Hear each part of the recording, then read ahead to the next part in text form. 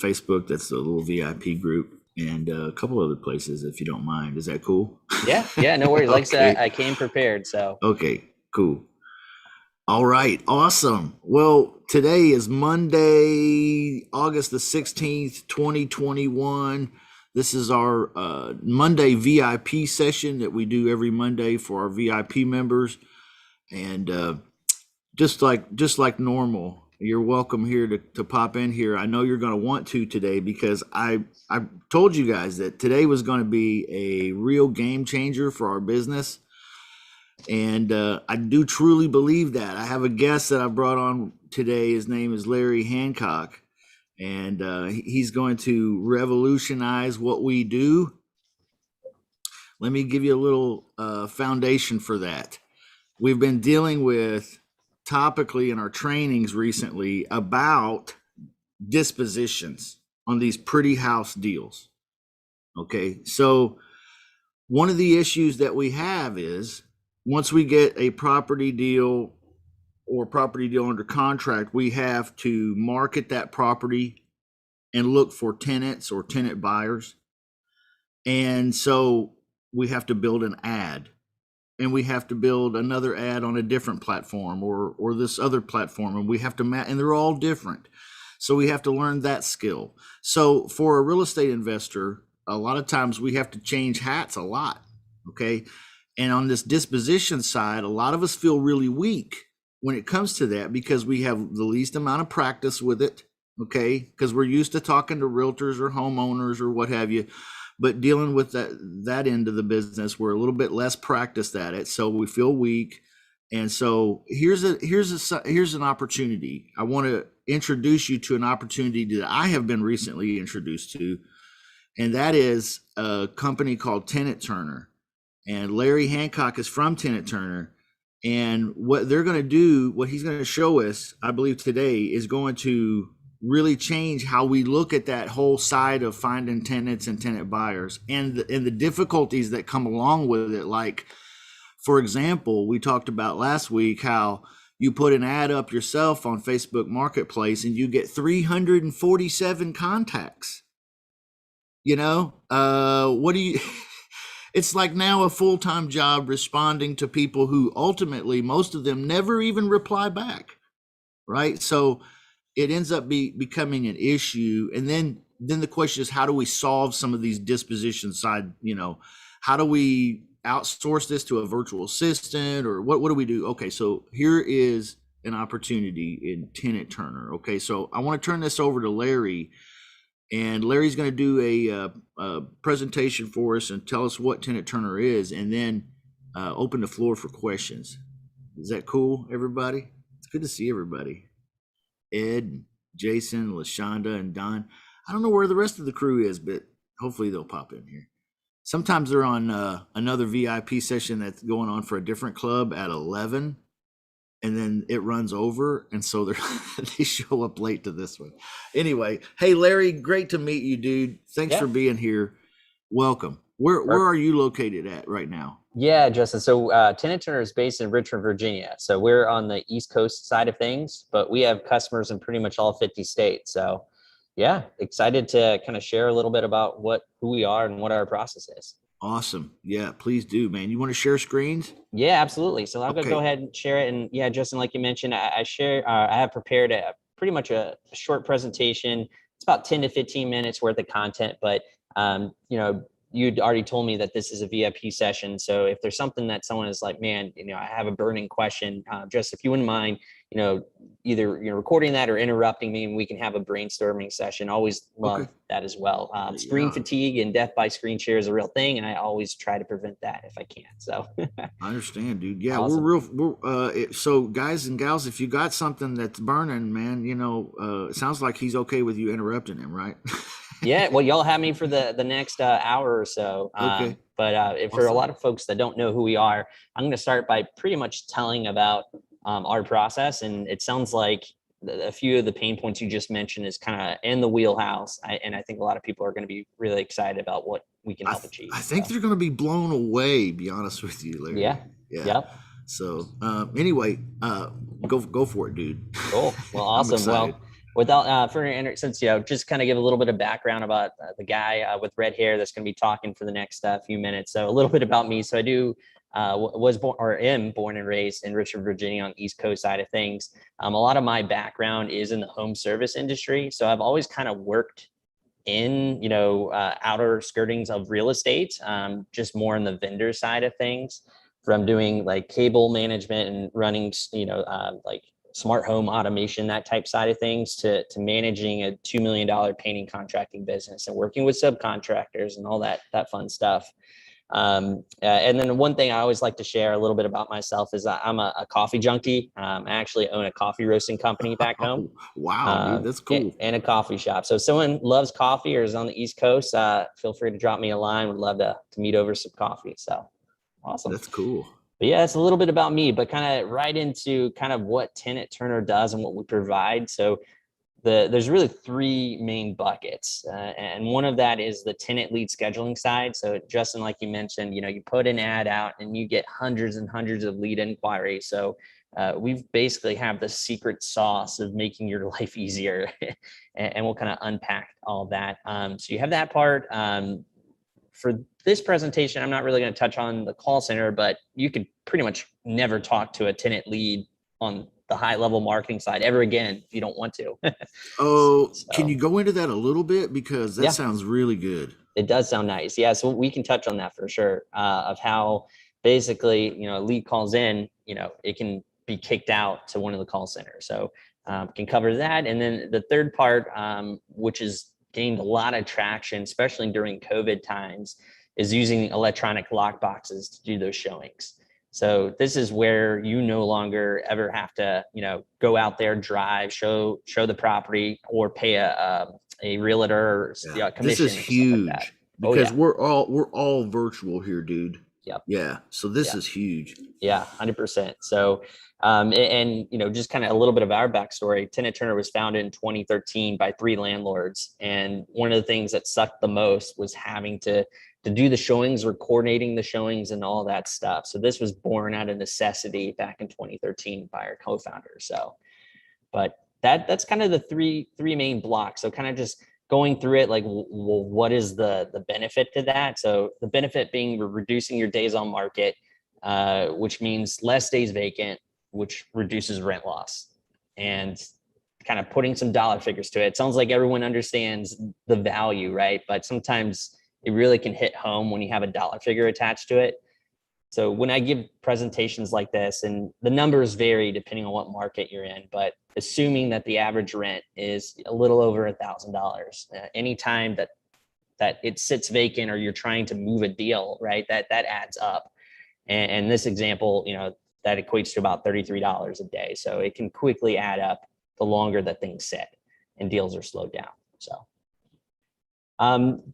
some more things of what TenantTurner helps to do is allow you to do more with less effort. So maximizing those tenant leads. So we make the process super simple. So as opposed to posting to multiple different sites, like you mentioned, Justin, you would just build out your ad within TenantTurner, and then we'll syndicate it out to a variety of different sites with one click of a button, basically. Nice. And from there, those leads will automatically be responded to by our platform based off of a variety of criteria that you set. So what platforms, if you don't mind, because we're in love with Facebook Marketplace here. And Craigslist used to be the thing, but it's just so difficult to work with nowadays. So Zillow can be tough to work with too. They're very picky on wording sometimes, and it's more realtor-y. 100%. It is. So these are some of the primary places where folks get leads from. But the nice thing is, when you're building out your ad within TenantTurner, we have everything pretty much toggle switched on and off, from amenities to, does it have a washer dryer, all the different things. So we try to make it very simple to build that out. You touched on Facebook Marketplace. So Zumper, a few years back, right at the beginning signs of Zillow starting to pay, you had to pay them to be able to push out a listing there. Zumper was able to get a partnership with Facebook Marketplace. So by syndicating through TenantTurner, through Zumper, your ad will get pushed out to the Facebook Marketplace. So there's some automated aspects to that. Some non-automated aspects. I know Facebook groups can be very powerful to generate leads for free. If you're not using a system like TenantTurner, you're building out your ad, and then there's it's either your, a personal Gmail, email, or some type of phone number. With TenantTurner, you would get a property specific landing page.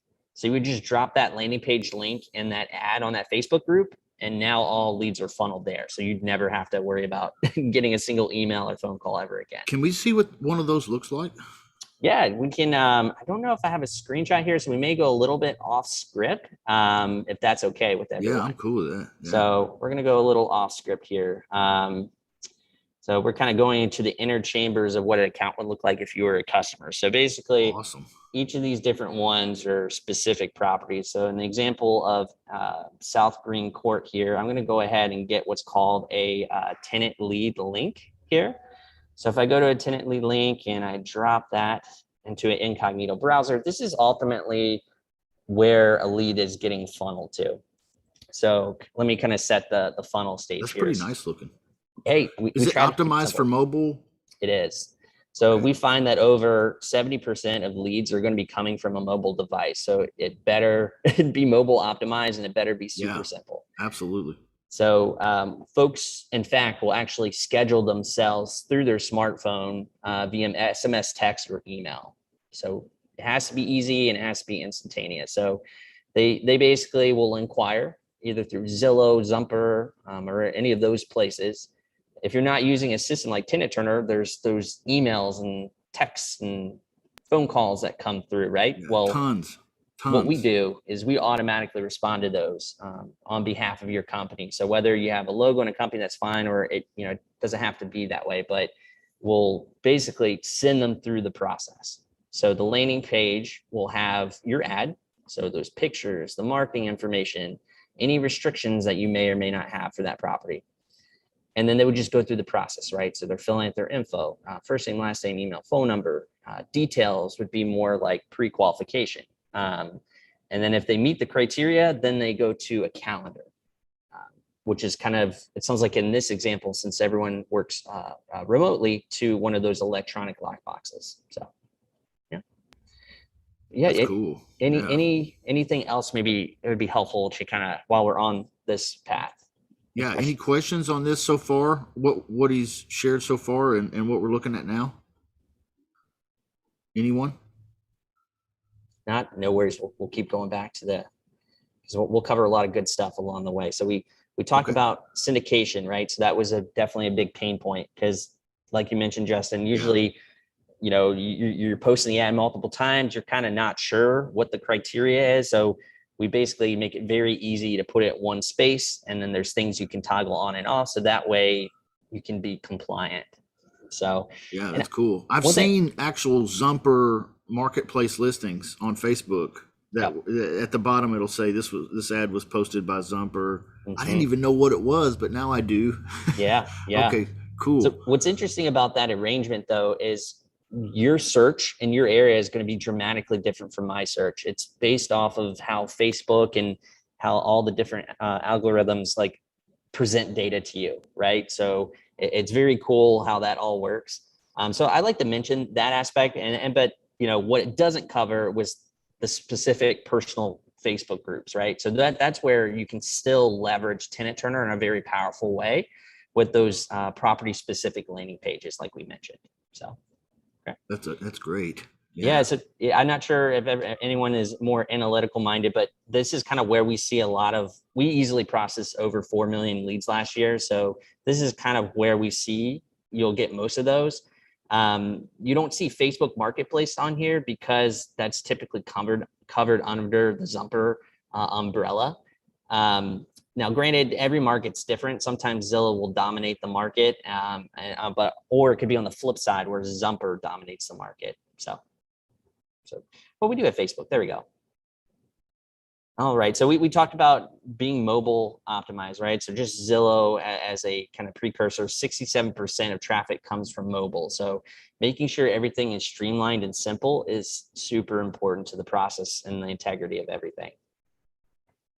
So kind of going back to, we talked about what the landing page looks like, but kind of backing up, I do want to cover the phone call side, because that's usually the most painful. It's like, Larry, emails, I can do what I can, but it's just like these darn phone calls. Like my phone keeps blowing up all days and times, and they're just not even a good fit. So kind of walking through the life cycle of a lead. So predominantly, a lot of folks will find an ad through like a Zillow or Trulia, right? And they would fill out all their information expressing interest. So that is usually when an email is kicked out, right? That you would need to respond to, or maybe you have some person locally that would respond to that. That's where we take care of all of that. So 100% of emails are now just offloaded like that, very fast. Now, in regards to phone calls, we find that 70% of people prefer to go through an automated system as long as it works. And just to kind of explain, get a little bit in the weeds how that works is if they call into the phone number we provide to you, which will be based off the local area code of that location, by the way, they'll call in, and option 1 and 2 is basically prompting them to a property specific landing page. So basically they would text in the address number, and those digit numbers, we match it to our system and then text them with that landing page. So that way they can basically schedule that showing on demand. In fact, sometimes people have sign writers, and if that is the case, they literally could see the property in a matter of minutes. Very cool technology. If we have very specific criteria that we're looking for in a tenant, or a tenant buyer for a lease purchase type situation, can we filter out all the people so we don't have people looking at the property that wouldn't qualify for the deal? Yeah. Let's kind of go back to a real example here. So kind of going into the weeds. So the beauty of the system is how customizable it is. So we talked about some of the marketing, but now you get to visually see it, right? So this would be me trying to build out a listing. But to answer your question, Justin, specifically, here's where that qualifying section comes in. So the nice thing is I can set it on a macro level if it stays consistent, or really fine tune it on a per buyer level. Wow. So I can set things like rent to income ratios, number of pets, type of pet, and a lot of different things. That's great. Okay, cool. Yep. All right. Even credit score questions. So what we typically tell folks is these out of the box questions are worded to be fair housing compliant. So as long as you can ask those in your state, they're meant to be that way. So you can turn them on and off. But you do also have the ability to create custom questions as well. So if there's something very specific you're looking for, you word it in such that manner. And then if they meet that criteria, it means they can schedule an appointment. Wow, that's great. That's super cool. Oh, yeah. I love it. All right. I'm excited. Does anybody have any questions about this so far? This is pretty mind-boggling. I love it. So I did not even know this existed until recently. This is incredible. How long has this been around? Yeah, so software like that, we have been around as a company since 2013. So it's at least been around since 2013. And then self-access, which we haven't quite covered yet. It followed about a year or so after. It may have been the same year, but to be honest, right when COVID hit, that's when that type of technology really took off. Just because people were looking for, more health conscious showing methods. So that way they don't have to have someone accompany them with the showing. They could just see it by themselves. So, yeah. Nick has a question in the room. Go for it, Nick. I have to ask it later, dude. I got another client coming in. Okay, no problem. So let me make sure I've got everything, I'm processing it correctly here. So if we have a property that we need to market, then we build a listing on TenantTurner. Mm-hmm. TenantTurner syndicates it out using all those different platforms. Yep. From there, they respond to the initial inquiries. Also, you guys create a landing page for the property with a specific phone number, and then you kind of pre-qualify the tenants as they inquire, and then they can schedule to view the property, the ones that would qualify, and then using the electronic lockbox system, they can view the property with all this automated, Yeah. am I on the right track? You are on the right track. Just kind of summarize it in like a 30-second tidbit. I like to tell people TenantTurner is that high level marketing funnel. So basically we operate as that high level initial lead inquiry. So we take that lead inquiry, we pre-qualify them based off your criteria, and then schedule them based off of the availability that you set. After the showing is had, that's when the automation ultimately winds down. This is our bread and butter, is that whole leasing automation part. Yeah. Yeah, that's awesome. That's awesome. Does anybody have any questions at this point? Anybody in the Zoom room? Okay. Yeah. All right. So if no further questions, I mean, I can keep going on. Like within the presentation, it talks about a little bit more in the weeds of how the process works and some of the reasons why to consider it. Or I'm happy to just keep kind of spitballing, going through like, well, how would it work in this example as well? So I'm pretty much free game for y'all. I have a question. Yeah. So when you publish this out and it goes to all the outlets, it goes to Zillow too, I guess, right? Yeah, so there's lots of different places. So hopping in, this is the syndication side of it, right? So some of these are free and some are paid. So you would need to decide where you want to go. We don't play the middleman in the equation. You would pay the platform directly, and then you can toggle it on and off. So if everything's on and you're paying for some of those, like we're automatically responding to all of those. So. Okay. And then, so what's the cost per, medium that you're talking about? So each network is going to be a little different. So I'm not going to have all the rate sheet in front of me. Zillow, for example, is usually $9.99 per property per week. And then, Zumper has both free and premium models. So for, depending on how I like to describe it though, is where do you currently advertise, right? And it sounds like a lot of folks, it is Facebook and Facebook groups, which is great. It's completely free. So continue to use those channels, and then maybe use some of the additional channels we offer that are free to kind of give you that extra boost. But we just help automate your current process. So all those hundreds of leads that come from Facebook groups, now they're funneled through that landing page. So if I start out with the free, 48 hours later, I'm not happy with the effectiveness of those free listings out there. I'm not getting enough action. I can come back here and bump it like that with some paid platforms. 100%. Oh yeah. Okay. Yep. And we didn't talk about it, but we're kind of going through here is now you can see the leads in a centralized lead dashboard. So you can choose to go as granular as or not as you want in the process. So, as opposed to having leads in your email inbox, some in your voicemail system and all over the place, now it's all in TenantTurner. I got a question for you regarding the lockbox situation. Sure. Back a few slides. Tell me how that works in terms of like who's opening how do you know who's opening it up, and how do you get that that security? Because as far as like an electronic lockbox versus a mechanical. 100%. Great question. So one of the slides that I have, and we'll kind of hop right to there, is how to allow for secure self-access. So what I mean with our lockboxes is they are electronic, meaning that a unique code is given to that specific lead. And this type of technologies, while it's been around since 2013, 2014, it's slowly have been on the rise just because of the convenience and the time savings. But oftentimes people will mention about the security side, right?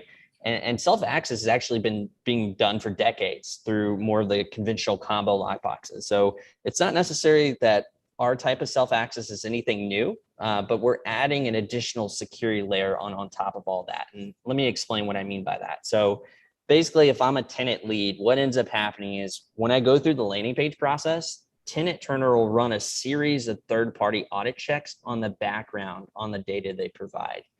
And the things we're checking are things like name, email, phone number, and IP address. Just to list a couple data points, by the way. So things like IP addresses are important because we're doing geolocations, right? So if they're using a VPN or they're based in another country, obviously they're probably not a good fit. So they wouldn't be able to go through the system. Phone numbers, we're checking to make sure it's tied to some sort of name or contract, and comparing that against all the other data points they provide. So we're doing all those different things. You can also require them to upload a government ID, where we'll do a simple facial detection check to make sure there's a face in the picture.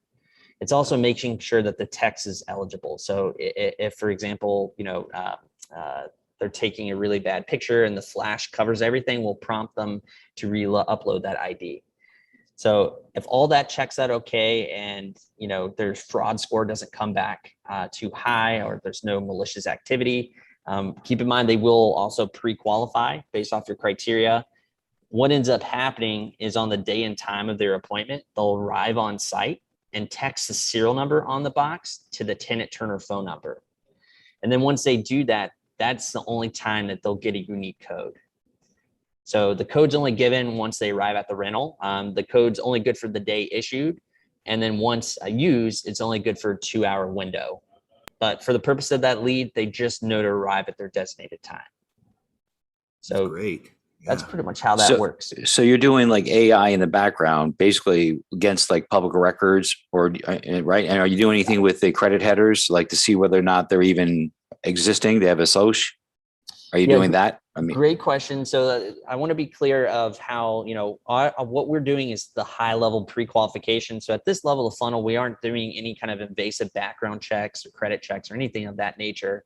Basically, what our AI system is doing is looking at the data points, not only against our own proprietary internal database, we've also partnered with an international fraud database, and they basically get issued a score. If that score is too high, we archive them. We don't notify them that we suspect them as fraud, right? You never want to do that. We just notify them that we've sent their information to you. But from your side, we send you a notification right away and say, hey, there's potential fraud for this person. And then you can go in the lead profile basically and look at the ID and look at some of the data points to see if you agree, or you may decide to reach out organically as well. So. Yeah. So I'm sorry. I'm currently using it, and I love the platform. By the way, I think this is freaking awesome for rentals and for lease options. Yeah. I did have a question in terms of the qualification. Sure. This is kind of one that I would love to try to finagle if we can, or if you have great advice on it, I'd be really appreciative of it. Sure. I've got a property that I'm doing a lease option on, and I'm trying to qualify them in terms of down payment, but I don't want them to necessarily feel like they're being disqualified by being asked if they can't meet the specific question. Okay. So what would you suggest in terms of that, as how to go about that to try to already qualify that individual to make sure they can go to the next step of having that down payment? Yeah. And if you were having a conversation with them, right, and like maybe it's someone that you've met at a certain point, how would want to word that question, would you say? Or is that kind of what you're looking for guidance on? No, I'm just more like if they can give an answer, and the system would know whether to archive that lead or permit it through as a qualification question. So if I when I'm talking to them on the phone, I'm asking them to get into this kind of opportunity into a rent to own situation, what would you have in terms of a down payment to get into this type of a situation? Oh, I see what you're saying. Okay. And if they tell me that it's something of like, I have X amount down, I have this amount down, because on some of these deals, like if it's like I have $800 down or $1,000 down, I mean it's doesn't really, that's already a lead that you're not going to want to count on. So understood. Yeah. So it's and everybody uses the platform a little different. So we have the rent to income ratio, right? For some folks, that doesn't necessarily always apply, right? So potentially, if you need more customization on the wording of the question, that's where the custom question can come in. So I wonder, for the custom question, would you feel comfortable asking like, what is the down payment that you would feel comfortable putting down, and could we maybe word the we call it knockout answers, right? So you could say ×3 rent, ×4, right? And you list these different ones. Let me show an example. Okay. Yeah, that makes sense. So if I go under here, so what I showed originally was on a property specific. If I go under the main account, This is where I can now add custom questions. So the question could be something like, what amount of down payment do you feel comfortable with, or something of that nature? And then under the answer, times 3 of whatever, right? And like, I know what I'm looking for. Right. And if they don't meet that criteria, then they will be, we will restate your restrictions. So that way they're not left hanging, but your time is not wasted when they couldn't afford it. So Gotcha. Perfect. That's exactly what I wanted to right there. So thank you so much for addressing that. Yeah, no worries. Yeah, good question. Yeah, that's awesome. That's great. Good question, man, and great answer. Thanks, Steve. Yeah. Any other questions right now at this stage? We've had a couple folks pop off with some questions, and if you're holding back one, don't go ahead and step out there. Yeah. What happens if there is a problem with, say, they falsified something, we let them in, then they damage the property? I mean, what happens in those terms? Do you have a way to trace them back with your technology? Good question. Let's see. I do have a slide for that. So there's basically 2 types of scams that we see. You have your local squatters and scoundrels, and then you have your remote scams, and each one is a little bit different. So I'll start with the remote scams, and then I'll touch on the local squatters. So remote scams, these are the folks that you hear all in the news, right? Like they basically impersonated a company. They created an ad on Craigslist, and they got obscene amounts of Bitcoin or something. So for those type folks, that's kind of where the AI system comes into big play, right? So we're looking for cookie crumbs of a bigger picture of a story, right? So you can't just look at one data point. You got to look at a lot of different things. Are they using a VPN? Are they using a Google Voice number? Are they using an ID that looked like it came from the dark web and it has the metadata that is a little messed up? So like, basically our system will protect you in those type of examples. Now locals, so that's that one, right? And we covered a little bit about the whole geolocation and all the different things, but if there's any questions, let me know. It's the local squatters and scoundrels that it's a little bit more tricky, just to be completely candid. So for these type folks, they can basically be who they say they are, right? So it is their ID. They're answering the questions as best as possible, but they do have malicious intent. I'll explain in a minute, like how we try to safeguard on that, but I do want to preface that no system is perfect, and what we try to do is keep honest people honest, right? And we do a really good job of protecting against those scammers using the AI system. But let's assume it is more of a local squatter or scoundrel. So if they come into the system, most common example is people take the keys, to be honest. So like I mentioned, this technology has been around for quite a bit. And on average, the percent of, and I don't have it in front of me just because it varies by market to market, is so small compared to the benefit that is provided through, saving of your time. But if, for example, that person does put the key in their pocket and maybe they have malicious intentions, or maybe they're just forgetful, at the end of every showing, we are texting and emailing that lead asking for feedback. If they're not able to enter the premises, they will mark the property as a 0, and then you would get instant notification of that. And there's a variety of reports that you can run to kind of try and basically figure out, who was the last person that entered the property, because everything has timestamps of when someone arrived. So that's kind of one example. We try to circumvent that is through the feedback side of things. In the event that, they are who they say they were, and they were trying to steal the dishwasher and stuff like that, or just do something they're not supposed to. What we've seen, and I've hidden these slides because we're going a little bit off script, but it's great, is we've seen folks do a couple things to protect themselves. So while sign riders can be great, it also can be a hindrance, because by having sign riders, you're basically announcing your vacancy, which means, hey, I could squat here. So it's typically better if you're in a market that has a higher crime rate to not publicly announce that, because leads would find you primarily through online syndication, right? So there's some tips and tricks to do that. Other things that you can protect yourself, we've heard customers will put Wi-Fi cameras to kind of offer that additional benefit if something were to happen and you had to take them to court. I've heard things where people put like deer cameras in the bushes, right? Because you're trying to, while we get the government ID and we get a lot of different data points, having as much as you can, if you were to have to go to court, is super helpful. The last thing I'll mention just for protection is there also is something called self-access insurance through SureVestor.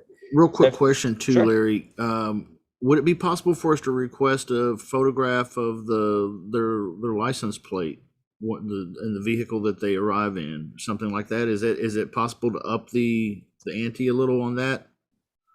So from what we do, it's a fine line between making sure you're not violating any state specific law. So it's a fine line between that, because if you ask too much information, you run the risk of scaring off the leads. But then you have the other end of the spectrum, right? If you don't ask for anything, you open yourself up to quite a bit amount of risk. Sure. What we've found through our process is doing those AI data checks in addition to pre-qualifying, in addition to asking for the government ID and then running checks on that.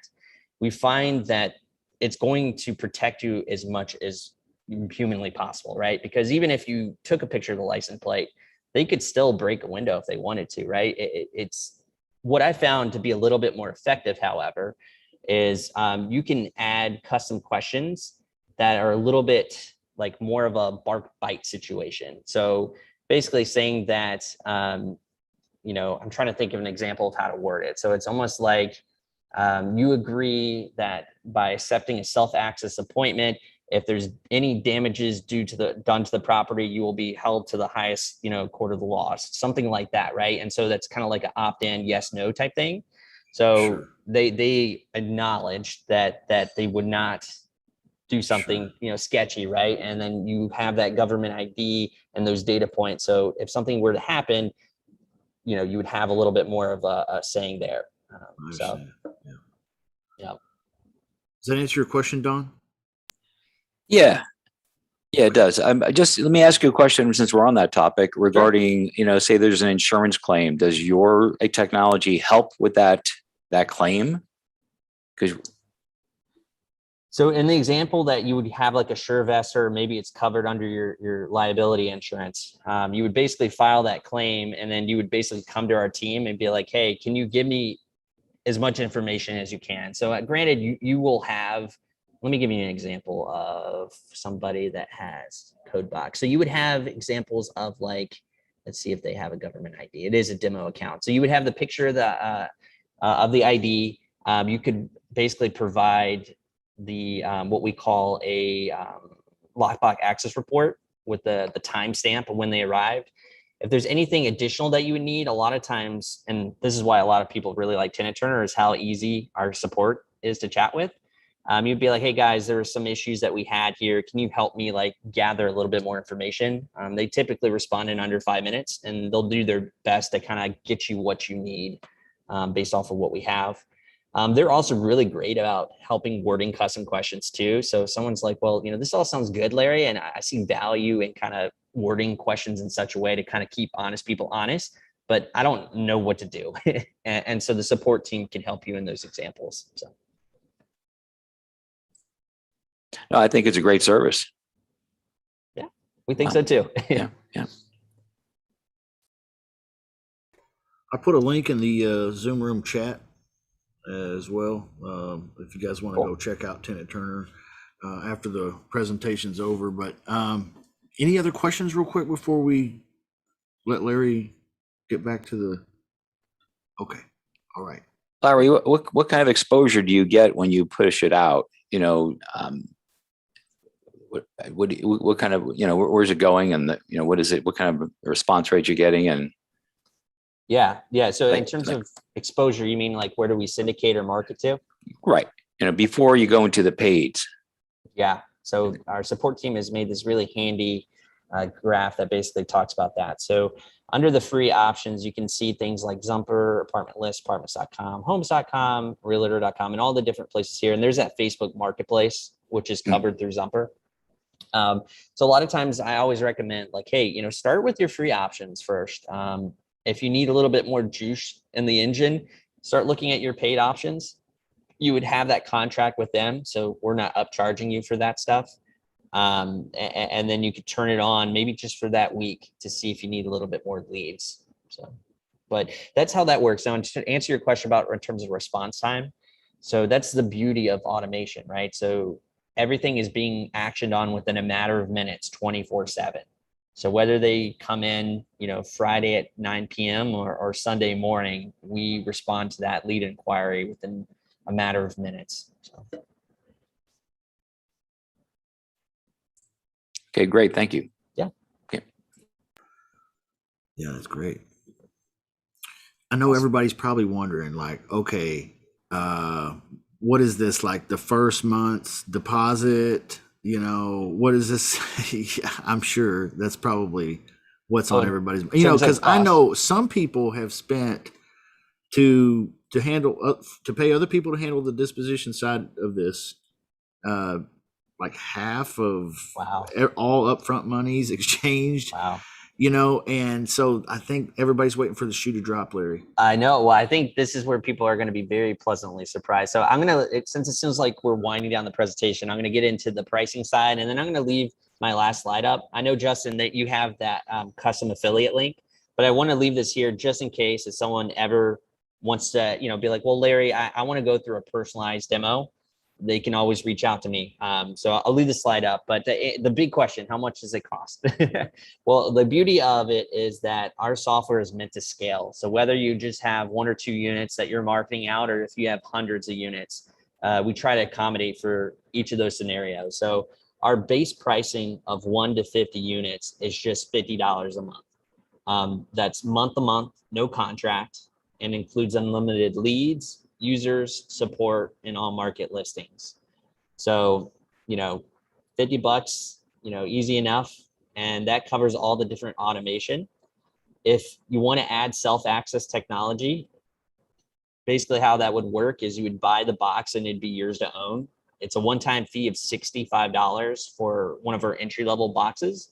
And then the only other additional fee is $2.50 per month per box for the unique code generation. So let's assume I had 2 boxes, right? One I'm going to use for, a vacancy, and the other one, maybe I'll use like a vendor box. My, initial cost, what is it? Like $120 to buy and own these boxes. And then it's just $55. And I'd only turn on TenantTurner when I had those vacancies. And once I fill it or I finish the deal, I'd pause the service. So. Wow, that's great. That's incredible. Yeah. So the box is $65, and then how do you guys get it on the door? That's a question that I'm kind of curious. Yeah. So one of the example of these, well, that's not the best example. So let me show. I mentioned we actually have 2 different types of boxes. The one I mentioned was called Code Box.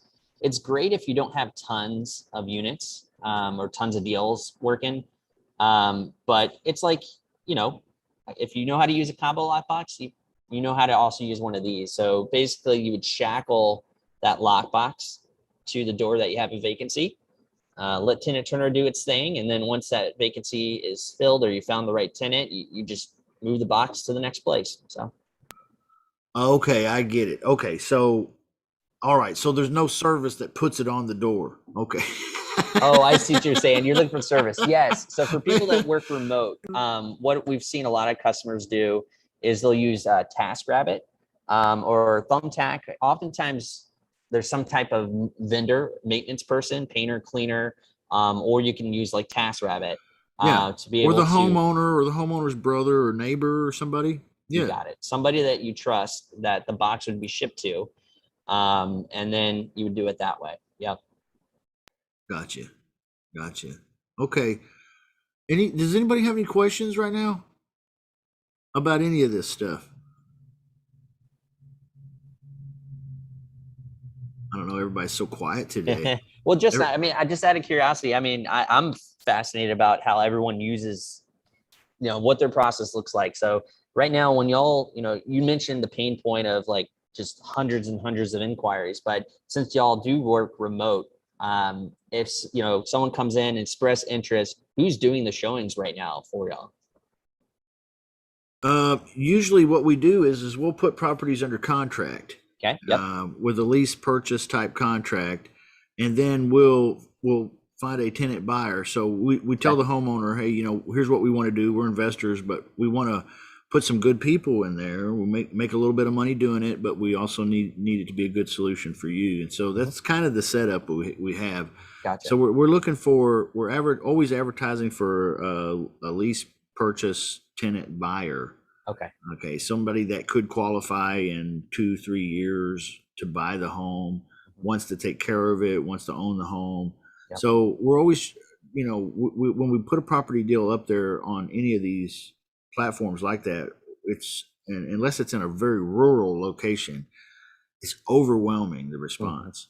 Gotcha. And, because a lot of rent to own prospects out there, I guess, they want to do that kind of thing. So, what do? You get 300 people that responded on this one property, Yeah. And then, because we're the virtual nature of our business, we're always struggling with, how do we schedule showings, pre-qualify these tenant buyers, and then schedule showings, and then get them in there, know when they're in there, know when they leave. And then, sometimes they leave and we never hear from them again. Yep. And so we don't know if they left, if they locked it, if they didn't lock it, 100%. Yep. So those are the struggles of a virtual pretty house investor, but it sounds like TenantTurner has really cracked the code on a lot of that. Oh yeah, 100%. Yeah, we just talked about lock boxes. We also offer smart home automation too. So there's a lot of fancy locks that you'll put on fancy houses where it'll auto lock after a certain period of time and stuff like that. It doesn't have the benefit of moving from house to house, but you're basically adding smart home automation to the place. So let me just, for nuts and bolts here, put it together. How much per property are we talking about I would have to spend? There's 50 plus the 65 for the lockbox, plus what is it, 250, like $2.50 is, so am I missing anything else? No, that's pretty much it. Pretty so simple that's pricing. That's $117.50 to basically do this entire setup per property, roughly. Well, yeah. I mean, it depends on the example. So yeah, it's a $50 base software fee, right? And then, you'd buy as many or little lock boxes you would want. Sounds like, in this arrangement, there would be some logistics of like, who would be the one fixing the lockbox, and that type of stuff. We have some folks where, that's probably going to be, not the most expensive part, but it's like, shipping it to different places and stuff like that. Or hearing how much y'all spend, right? Is it more of a sunk cost, right? And there's still significant savings even with that. Yeah. That would be up to y'all to, kind of figure out, the individual owner, like, well, how do we want to work? But yeah, $50 base fee, and then $65 one-time fee to buy and own the box. And then the only other monthly fee outside the 50 is the $2.50 per month per box. Wow. How do you guys do it? It's crazy. That's crazy. The beauty of software, man. And like I said, we work with lots of different customers, from investors to rent to own, to lease ups, to large multifam, property managers that have thousands of units under management. So, well, I have to go fire my dispositions team. That's step number one, because I'm being charged way too much. And then make a move over here to TenantTurner. I've the coaches here in the club. There's myself, and then there's 5 other coaches that do some training and instruction here in the club, and several of us have been testing out TenantTurner. Oh, cool. Behind the scenes for the last few weeks, and I have heard no negativities whatsoever out of any of them. On real life deals too. Nice. Okay, everybody. So it's not just like fake stuff. So yeah, I mean, it's legitimately what he just described. That's literally what the experience has been. I don't know if Nick wants to add anything or has any more questions, but I'd love to hear from him. Yeah, I yeah, I think it's great. It's helped out a lot.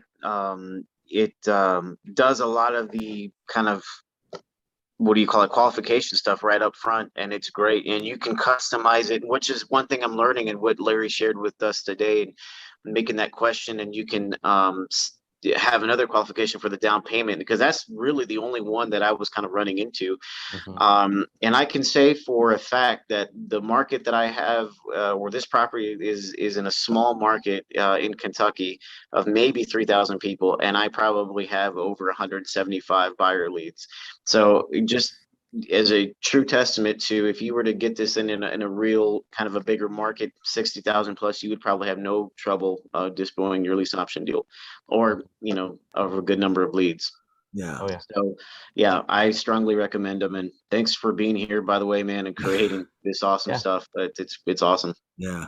Yeah, happy to be here. I see a question from Ed now that I'm out of screen share mode. Ed had asked about the Century Lock and the difference. So, Ed, I mentioned the code box for a couple of reasons. One, in addition to working on TenantTurner, it can be used as a mechanical lockbox. So the benefit is that it doesn't just turn to a paperweight if not connected to a system. That can be good if you're not quite sure if self-access is a good fit for you. But if you're in the camp of like, hey, I'm sold, this is great, this is going to change my life, Century Lock is a great fit for that, for a couple of reasons. One, it has a 6-year warranty on the box and the battery, and it's advertised as a jam-free design, so a much more durable box. So if that house is in a market that, I don't know, has crazy winters or like super rainy and in very harsh elements, I'd probably recommend a Century Lock. So that's the main difference of the two. So yeah. I've seen a couple lock boxes frozen closed. Yeah, it can I happen. have. Yeah, coated Yeah. with ice. Oh yeah. Well, we have customers in Canada, and we can only sell them Century Lock for that reason, because they're just so much more durable. Yeah. And what's the difference? The code box is 65. What was the Century Lock? So the Century Lock is a one-time fee of $125 to buy and own, Oh yeah, and then worth it's it. $5 per month per box for the unique code generations. So it's a little bit more expensive, but still, hearing how y'all's costs are, this is drop in the bucket. Yeah. So. Wow. Is there any way to detect whether a key has not been placed back in the box? Yeah, great question. So there's pros and cons. I mentioned, self-access, and then I also at the very tail end talked about smart home automation. So with the lock boxes, they don't have Bluetooth or Wi-Fi. So there's no way of them to detect if a key's there, right? Because it's not necessarily pushing data to and from. It's really just scratching off a unique code that's tied to our system, and that way it's never given out again. The way that we try to combat that is through the feedback that I mentioned, right? So if someone tries to enter the property and there's not a key, they would say, I couldn't enter, and then you would be notified. So that's the con to that. If there's concerns about that, or you find that is a major issue in that market, we do have smart locks. And with the smart lock technology, you would install it to the door. So there's a little bit more advanced complexities to that. But they're Bluetooth and Wi-Fi enabled. So some of them auto lock after a certain period of time. You can not only know when someone entered, you can also know when they left down to the minute. So like anything, there's pros and cons. They're also more expensive. But yeah, that the answer to your direct question is no, they don't detect that, because they're not Wi-Fi or Bluetooth enabled. Okay, thanks. Yeah. Yeah, we've covered a lot of things that could go wrong. Hey, I mean, I like that's so true questions. though. Mm-hmm. Yeah, I mean that's reality thinking. I like it. Yeah. Well, I mean, we're all business owners, right? So everything comes at a cost, and you're basically trying to determine, is it worth the risk? Yeah. You wouldn't want to jump into a fire just for the heck of it. I know as entrepreneurs, we love risk, but it's all about risk management, and that's what we're in the business of. So. Yeah, absolutely. Good questions, Don. Thank you for asking today. Anybody else with questions? We've got Larry here for about another 4 minutes. Anybody with any other questions before we wrap up? Alan, go for it, Larry, sir. thanks for doing this. My question is there a way to give a code to non-potentially, like for example, like a vendor or contractor, and still get their face and all that stuff, or not? Oh, I see what you're saying. Yeah, so I didn't cover it today, but there is a vendor access tab within TenantTurner.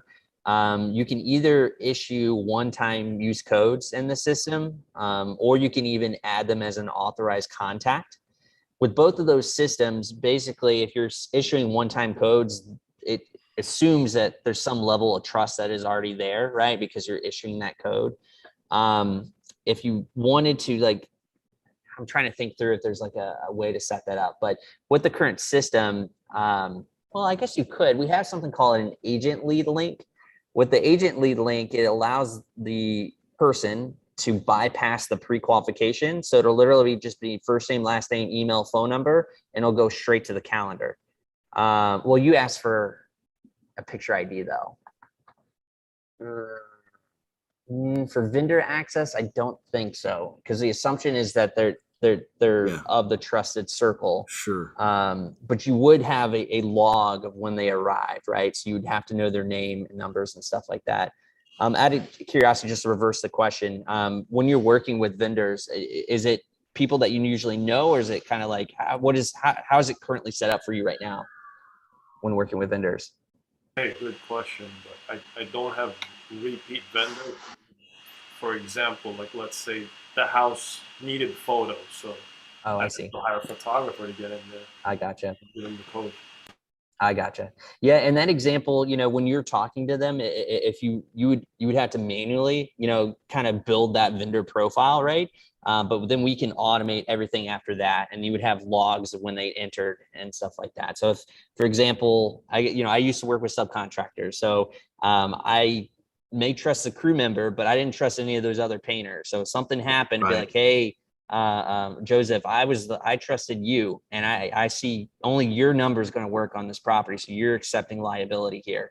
And then if something happens, right, maybe in my paperwork I've protected myself there, or I may withhold wages, whatever the case is, if something happens. So yeah, great questions. Great questions. That was a good question, Alan. I see what you're getting at with that one. Oh yeah. Anybody else with a question real quick for Larry Hancock from TenantTurner? So grateful to have him here today. Yeah, Anybody? Yeah, last question. Sure, Don. Go ahead. You do the leads that come in that you have either qualified or you've processed. Do we get a report or get a spreadsheet? We can download that, a CSV file. Can you show us that? Oh, 100%. Real quick, Larry. Oh yeah, we didn't even talk about the report side. So within TenantTurner, so there's a couple things that we have, and I'm going to high level the quick report, which is called the owner report. So the owner report is a weekly report that'll give you a snapshot of how the property is performing, as well as any general feedback. That's just a great, like, how did it do this week? But the one, Don, that you were referencing to, there is so much that you can do within these reports tabs. And the beauty of this is everything can be scheduled to be sent as a CSV daily, weekly, or monthly of the day and time of your choosing. So from there, you can do reports such as, lead source reports. Well, where are all my leads coming from? So y'all had mentioned terms like buyer leads, right? So this is where all these buyer leads are conveniently in one place that you can be sent as a CSV daily, weekly, or monthly, and it have all their contact information as well as the channel they came from. I'm trying to push. There we go. Perfect. And then you could sort by source or by channel. So 100%, lots here on that front. So Gotcha. Okay. Can you show us the viewings tab while we're in here? Sure. Viewings tab. So this is where you would get a color-coded snapshot of where all leads are at. So this is a demo account. In my presentation, it has a little bit more to it. So hold on, bear with me as I hop around here for this tab. Perfect. So here's an example of a viewings tab that has a lot of different information going on. So I can see how many showings are scheduled for that day. Green means they're confirmed. Orange means they're pending. Red means they're unconfirmed. So that's what the viewings tab would show you. What's the difference between confirmed and pending? So confirmed means that you can set parameters such as 2 hours before showing, I want them to confirm it or I'm going to cancel it. obviously that's more pertinent if you're going out on site. So since everyone's operating remotely, you're not going to care as much, but we want them to confirm though, because that's still a time slot that could be given to someone else. So Sure. unconfirmed basically means that it's 2 hours before the appointment and they still have not confirmed. Yeah. So if they're not going to confirm, they're not serious. Yeah. Yeah. 100. And then after they schedule and they confirm, then it's scheduled. So scheduled means like, let's say I'm Tara here. So my appointment's on Friday, and it's Monday. So I'm good. I know I'll need to confirm it, when it gets closer. So I'm kind of there. Okay. Gotcha. Yeah. And then pending just means we're getting close. and red means like, hey, they had their opportunity. They didn't take their opportunity. So it's unconfirmed. So Is that confirmed via email or text or both? Email and text. So we hit them on both fronts. So. Great. Gotcha. All right. And we're not charged per text or nothing. Nope. Wow. This is great. Okay. Yeah. Any other questions about any of that? Anything else? That was cool. Taking a look at the dashboard back there. Anything else cool back there you want to show us, Larry? So I think we covered most of the cool factors, which was the reports. We covered the lock boxes and why that's helpful. Yeah. So yeah, I think we did a good crash course there. Okay, cool. All right. Any questions? Going once. We only got Larry. No problem. We only got Larry for now. Oh, Okay. Larry, out of curiosity, how have your other customers managed to get their lock boxes back? How to get their lockbox? Leave it there.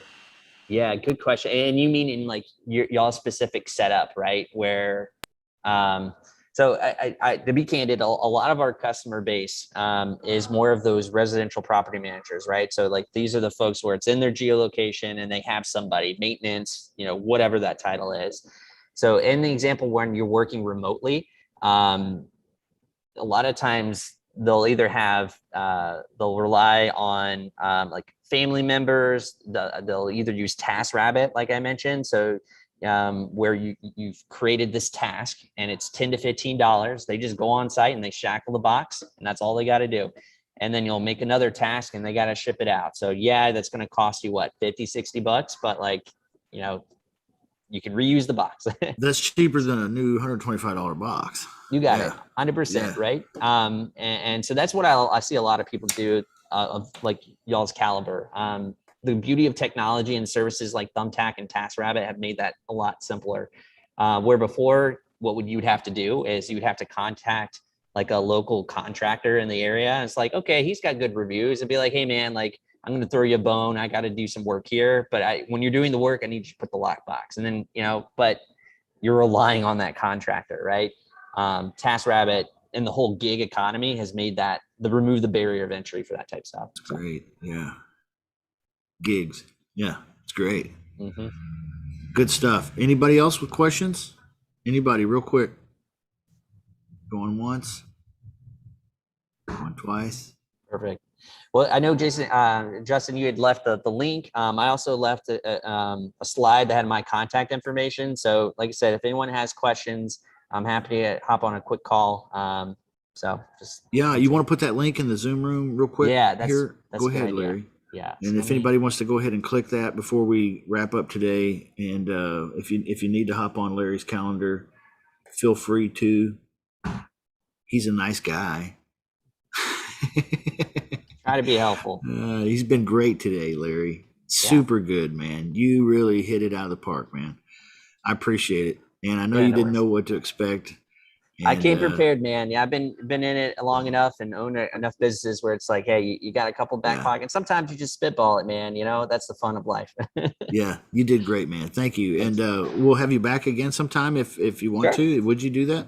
Yeah, absolutely. Yeah. I mean, I'm intrigued too, as I looked at your website a bit and I was like, oh, this, like I said, like, I've always been on the outskirts of real estate, but like the investing side is something that I've been working more into and I'm very fascinated by it. So well, hang out with us anytime you want, man. Cool. I appreciate it. That sounds good. I'll see you later then. Anybody else got anything real quick? Okay. All right. Love you guys. All right. Everybody have a good day. All right. Stay healthy, stay happy. I'll see you tomorrow. All right. Thanks a lot. Thanks, Larry. Thank you, No Larry. problem. Bye. All right, bye-bye. All right.